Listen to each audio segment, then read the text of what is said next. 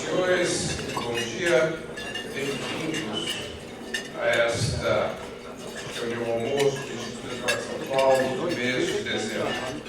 Inicialmente, gostaria de destacar a presença de alguns de nossos convidados, mas não só. Inicialmente, agradecer a presença do Dr. Luiz Celso Cardoso, doutora Maria Odete Fertazzi, ex-presidente do Instituto.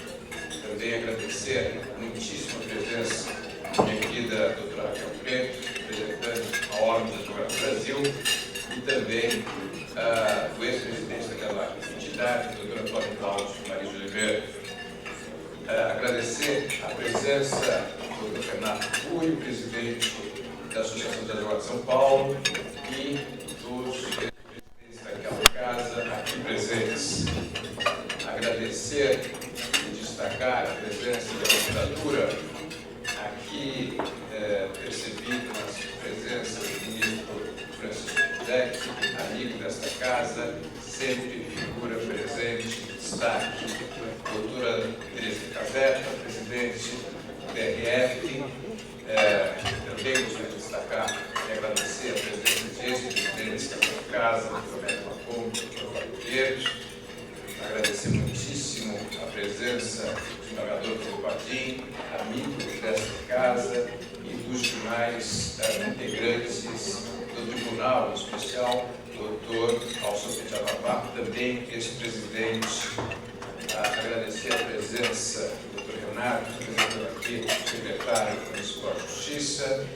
Agradecer muitíssimo a todos os conselheiros e associados do Instituto, destacando-se em especial a figura do meu sempre professor Regis Fernandes de Oliveira, aqui, o professor Heleno, representando também os professores da Faculdade de Direito. Agradecer a presença do Flávio Pereira Lima, tanto tempo, e em especial o doutor Camilo Furio, em homenagem à sua reeleição à Ordem dos Advogados, Associação dos Advogados de São Paulo. Dar os agradecimentos necessários à minha diretoria, doutor Vitorino, doutor Diogo, doutor Jair, doutora Ana Nery, aqui responsáveis reais por este evento. E, finalmente, destacar os agradecimentos a todas as nossas colaboradoras do Instituto que propiciaram isso.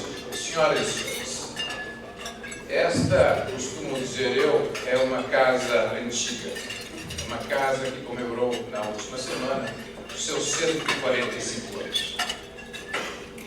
Os ideais de nossos fundadores previam a atuação de seus membros em prol da classe, da cultura e da atuação política em defesa da cidadania.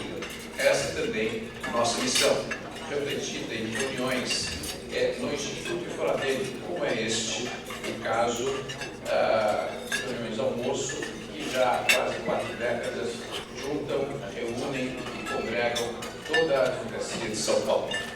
Destacando aqui a presença sempre gloriosa do Dr. Elias Fará, idealizador destes eventos. Ao longo dos anos, em especial deste último, pretendeu-se discutir em várias reuniões pontuais inúmeras reformas que estão a abalar toda a discussão nacional. No nosso congresso da última sexta-feira, foram discutidas questões relativas à reforma tributária, à reforma do Estado, à reforma penal, enfim, situações que estão na ordem do dia, para além do Instituto, também no Legislativo. Hoje, portanto, tendo isso em pauta, é um dia muito especial. Esta casa, que já recebeu as mais diversas figuras das mais diversas áreas, tem a grata satisfação, a honra em especial, de ter a presença do presidente da Câmara dos Deputados, Dr. Rodrigo Maia, parlamentar de Conselho de linhagem segura, foi ele ao salvar o cargo de deputado federal ainda em fins do século passado. Quase 20 anos de legislatura moldaram um parlamentar exemplar. Desde então, tem Sua Excelência mostrado amplos serviços da Câmara, sendo eleito seu presidente mantendo-se nesse cargo e apresentaram, nos últimos tempos, um desempenho para além do exemplar. Seu papel de destaque, portanto, é por todos exaltado. Os seus reconhecimentos se faz só crescer. Dizia ele, deu a ele, num momento privado, que ele se pesar, senhor deputado, até que em São Paulo o aplaude talvez mais do que outros tantos lugares. A advocacia, excelência, a cidadania, de um modo geral, inquietam-se com alguns passos a serem dados no momento próximo futuro, mas espero com segurança a condução perspectiva de Vossa Excelência. Por ora, a Advocacia de São Paulo coloca-se à disposição de Vossa Excelência, cumprindo-se nas várias entidades aqui reunidas, para que o serviço colocado na Câmara dos Deputados seja o mais brando possível. Não hesite em chamar, em convocar e utilizar destes serviços, principalmente neste ano do vindouro de todo preocupante. Senhoras e senhores, recebam com uma salva de palmas o presidente Rodrigo Maia, que falará conosco sobre o desafio legislativo de 2020. Obrigado.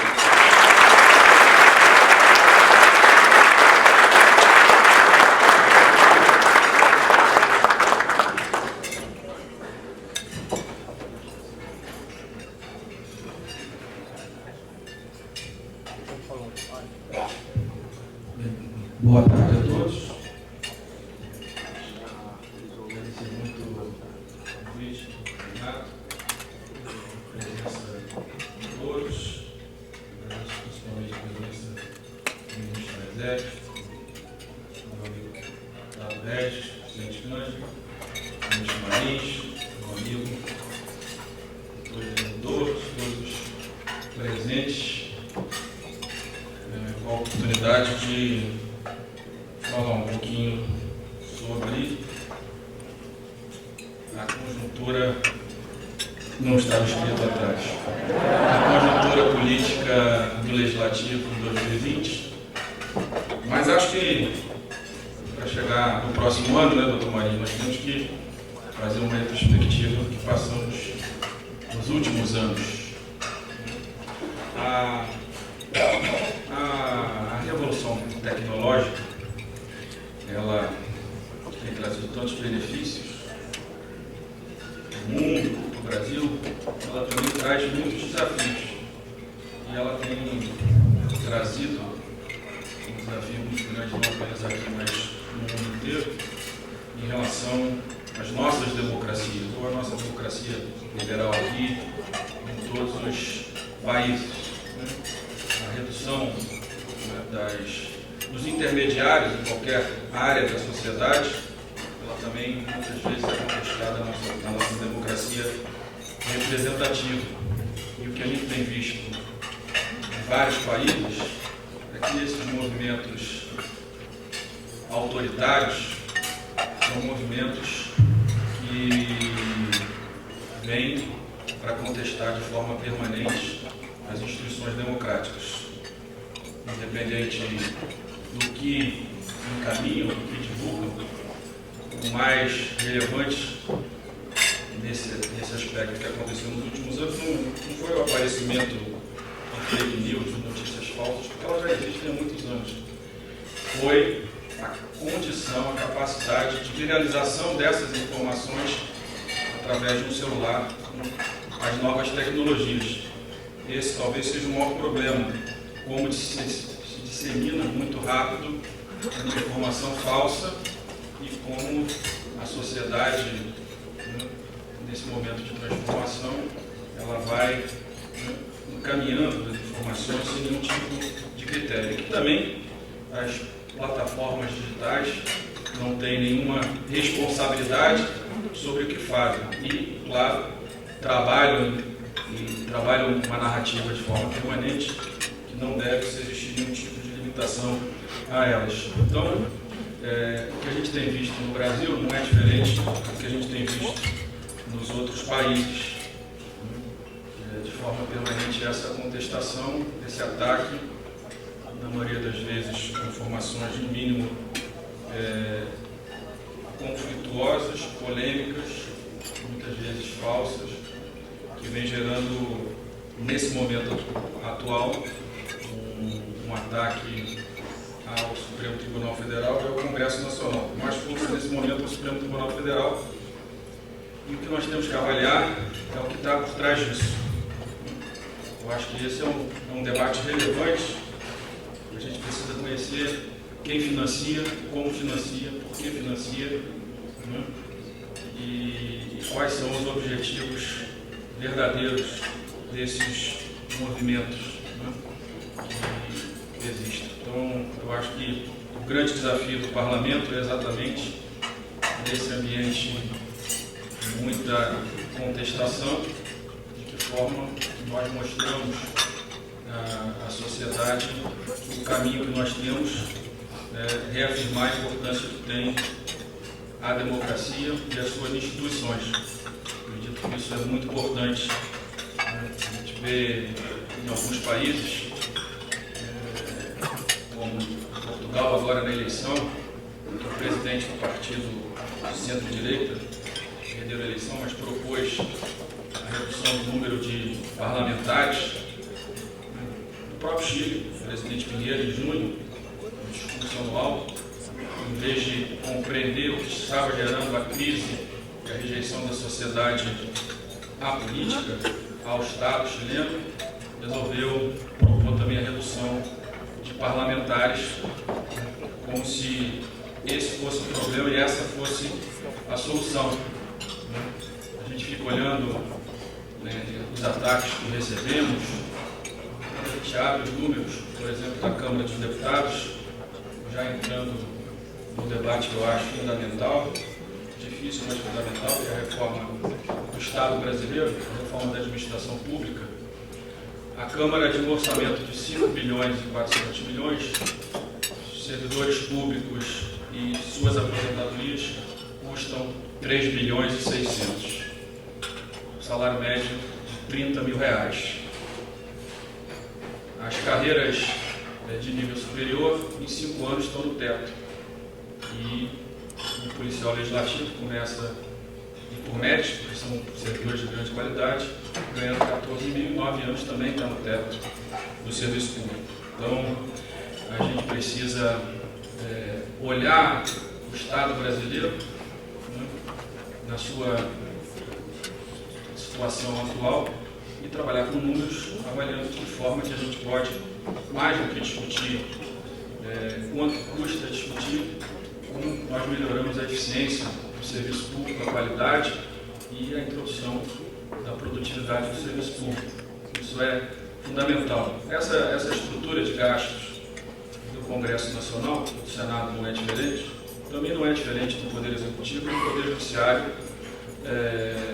de forma nenhuma. É tudo muito parecido nas carreiras com mais poder, no Judiciário todo, no Ministério Público e também no Executivo, nas carreiras típicas do Estado. Nós temos no Congresso Nacional e no Judiciário uma função gratificada para cada 2 funcionários.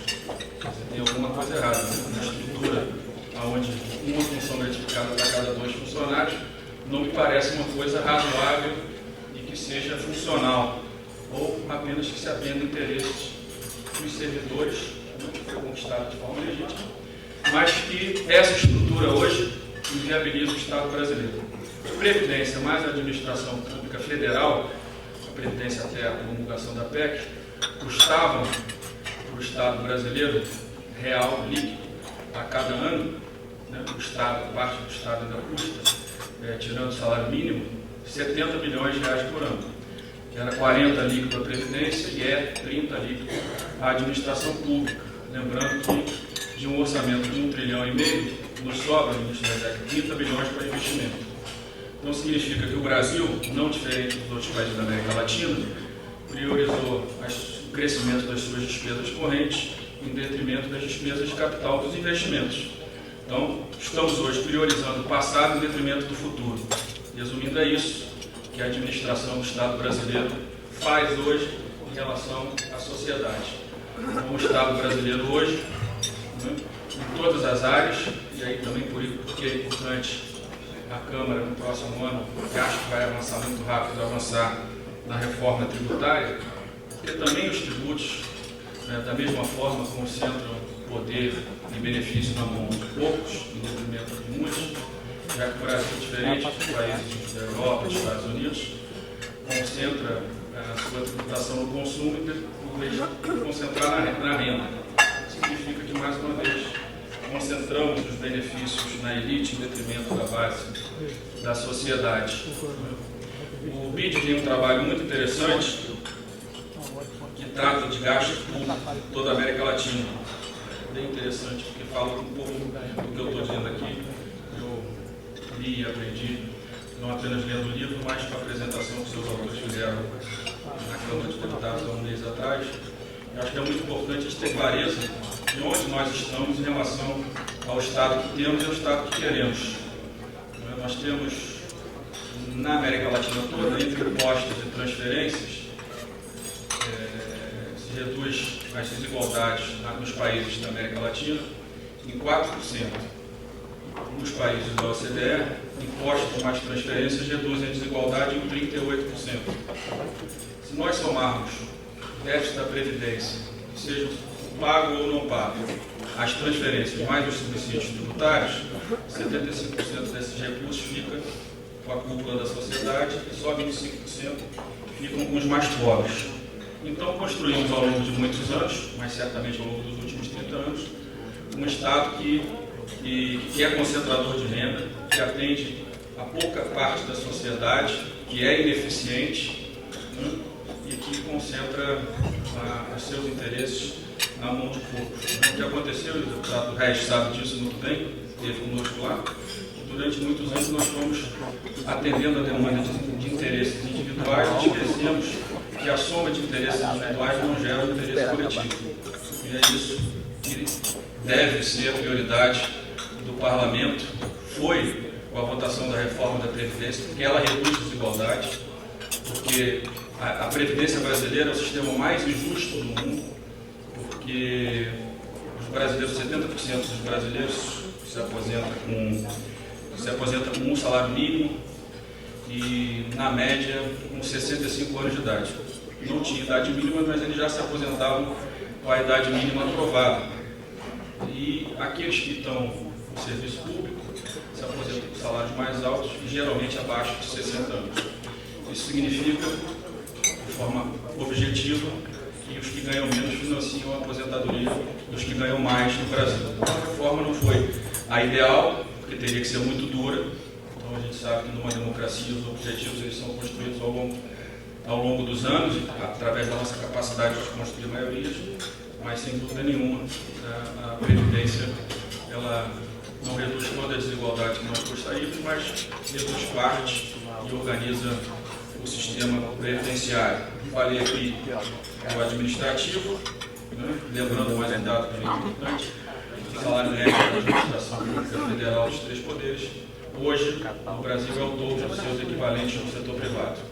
Então, temos salários que estimulam a sociedade a ir para o serviço público e não estimulamos que a sociedade encaminhe os seus objetivos, o seu futuro, os seus estudos para ficar no setor privado, porque os benefícios hoje do setor público federal são muito grandes. Por isso que a gente deve, sem enfrentamentos com o passado, do meu ponto de vista, mas organizar a nova administração pública. Acho que esse tem que ser o nosso objetivo, né?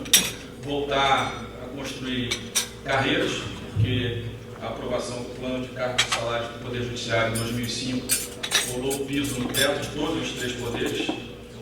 Isso acabou com o estímulo ao mérito, né, a produzir melhor, porque todos os 3 poderes muito rápido chegam ao teto. Então, nós precisamos sim olhar a reforma administrativa como uma prioridade que, não que eu seja contra o Estado, muito pelo contrário, eu sou contra esse Estado. Esse Estado que está aí, ele enfraquece a política, enfraquece a democracia e não atende ao cidadão. Então nós temos que construir outro. E todos nós aqui, que estamos no setor público, no setor privado, temos a obrigação de construir esse debate de forma transparente, aberta, para que a gente possa ter um Estado que de fato exista, para reduzir as desigualdades, reduzir a pobreza e gerar condições para que o serviço, principalmente os serviços essenciais, saúde, educação e segurança, atendam a sociedade de forma com maior qualidade. Então, esse tem sido o meu trabalho. Eu tenho, na presidência da Câmara, aprendido muito. Aliás, os anos todos que eu fiquei na Câmara, em relação aos meus planos como presidente, foi uma diferença muito grande de aprendizado, pela possibilidade de conhecer muito por dentro o que significa a administração pública. Então, acho que esses desafios, que a gente tem que falar olhando no olho, ter coragem de enfrentar, muitas vezes, os nossos próprios interesses, mas nós queremos reafirmar, como eu falei no início, a importância do sistema democrático, da democracia representativa.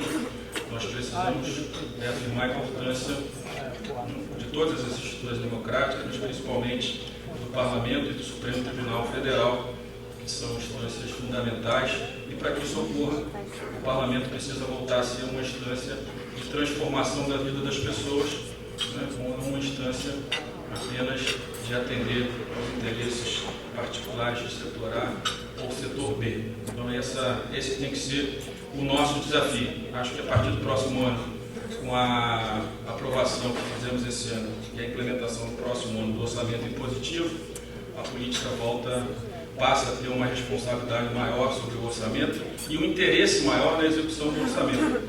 Porque o orçamento, como era uma peça quase de ficção, o executivo executava o que interessava, muitas vezes não era um instrumento que interessava ao Parlamento como deveria. Um orçamento positivo que nós aprovarmos será utilizado de forma objetiva pelo Poder Executivo. Então, acho que muda a equação, muda a responsabilidade do Parlamento, muda o interesse, inclusive, do Parlamento em realizar essas reformas. Porque como nós temos o teto de gastos, para que você volte a ter espaço de investimento, nós temos que quebrar o piso. Não tem muita saída, tem que reduzir despesa e temos muitas despesas que podem ser reduzidas. Citei aqui alguns exemplos, certamente teremos outros, como a PEC emergencial que está no Senado, ou a própria PEC do deputado Pedro Campos, que foi aprovada na Comissão de Constituição e Justiça essa semana, que é muito mais dura que a do governo, mas que acredito que a gente deva fazer o debate para nós entendermos da onde nós podemos reduzir despesas e que a gente possa, de fato, como eu disse aqui no início, em vez de priorizar o passado, começar a olhar para o futuro. Acho que essa tem que ser a nossa pauta. Essas são as grandes reformas. Nós temos alguns temas que vão gerar polêmica, debate a partir do início do próximo ano. Temos um texto que certamente muitos daqui vão olhar com interesse, a nova lei de recuperação judicial, que entendemos muito importante, está pronta para votar, não sei se vota esse ano. Temos a discussão da emenda constitucional da segunda instância. O Parlamento, a Câmara deve votar até o mês de março. Recuperamos a PEC do ministro Veloso, que é uma PEC que trata dos recursos especiais, é extensa, extensiva, gera polêmica. Até aqui, cadê o doutor Antônio? Me cobrou, estamos prontos para o debate. Escolhemos um bom relator, o deputado Fábio Trade. Tenho certeza que vamos fazer um debate correto, com tranquilidade desse tema. Nós não podemos nunca imaginar que o Parlamento possa cumprir um papel de juiz de execução penal. Não é o papel de uma lei prender ou soltar. O papel da lei é exatamente construir segurança jurídica para toda a sociedade. Por isso que compreendi que a discussão dessa PEC é o melhor caminho para que a gente aprove algo constitucional, se aprovado, e que nós também possamos fazer o debate com o tempo necessário para que todos possam compreender o que significa esse tema, e possam debatê-lo de forma transparente. Eu tenho muitas dúvidas, às vezes, se aquilo que caminha nas redes sociais sobre muitos julgamentos do Supremo, se a sociedade tem noção, de fato, daquilo que está sendo julgado. Muitas vezes, a gente vê nas redes sociais uma discussão de um tema que não foi julgado. O que foi julgado foi outra coisa. E isso nos preocupa, porque transfere uma responsabilidade, uma pressão para o Parlamento e também, muitas vezes, desgasta o poder tão fundamental e importante para a sociedade como é o Supremo Tribunal Federal. Então, nós entendemos que chegou um momento que ou a política assume a sua responsabilidade, compreende que esse Estado que está aí não vai gerar as soluções que a sociedade espera.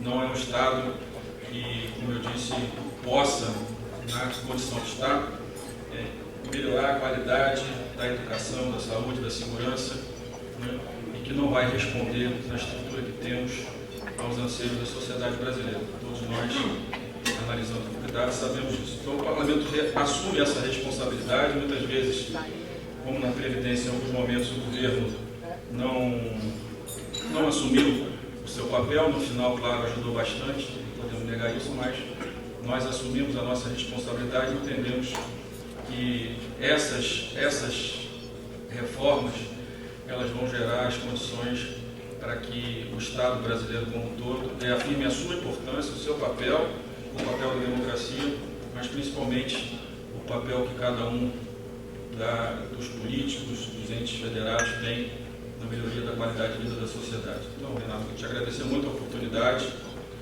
dizer para vocês que eu estou muito feliz de estar aqui hoje, no almoço, com tantas pessoas importantes. Para mim é uma honra, representando a Câmara dos Deputados, uma certeza que a gente vem exercendo o nosso papel, falando a verdade, daquilo que a gente acredita.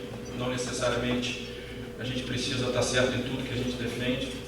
Eu acho que o mais importante da democracia é exatamente respeitar o contraditório, respeitar a divergência, ouvir a opinião dos outros, né? Ouvir a todos, porque ouvindo a todos a gente constrói melhores projetos para a sociedade brasileira. Não tenho dúvida nenhuma disso. A democracia, a beleza da democracia é exatamente essa. Muitos acham que a democracia o caminho dela é garantir, né, a força e o poder da maioria. Pelo contrário, a democracia é exatamente o contrário. Eu respeito as minorias. E é esse o nosso papel no Parlamento. Ouvir a todos, entendendo qual é o papel da maioria, mas entendendo que a defesa da minoria, a defesa do diálogo, a defesa do bom debate é fundamental para que toda a sociedade esteja bem representada no Parlamento e no Estado brasileiro. Então, mais uma vez, agradecer a oportunidade, né, e colocar sempre o Parlamento à disposição de todos. Tem muitas matérias que interessam aos advogados que tramitam na Câmara. O CPP já vem tramitando há algum tempo, ainda não terminou o debate. Estamos terminando a lei de parceria público-privada, a lei de concessões, também é um marco importante. Aprovamos uma nova lei de licitações que está no Senado. Acho que muitos temas, e o nosso objetivo sempre é garantir segurança jurídica, né? As nossas leis, elas muitas vezes são feitas e, por falta de um bom diálogo, acabam gerando mais insegurança do que segurança. E muitas vezes a gente não muda as leis, não apenas por desleixo ou incompetência do Poder Legislativo, mas muitas vezes por interesse da própria burocracia. A burocracia tem muito interesse que as estruturas fiquem como elas estão, né? Com menos transparência, menos objetiva, porque, como exemplo aqui, o nosso licenciamento ambiental muitas vezes precisa passar por 9 repartições públicas. Se nós tivéssemos uma lei melhor, né, com mais objetividade, certamente não precisaríamos passar por tantas repartições públicas, como também muitas vezes a gente faz alguns debates, como fizemos ano passado, da criação da duplicata eletrônica, e o grande debate foi em relação ao protesto.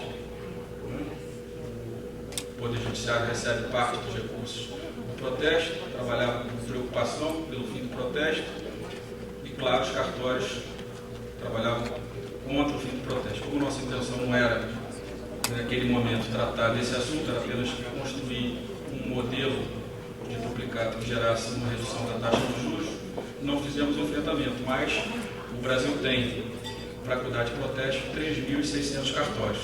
Então, esse é um dado da realidade, e quando nós vamos somando, são despesas que vão, né, somadas, encarecendo a vida do cidadão brasileiro.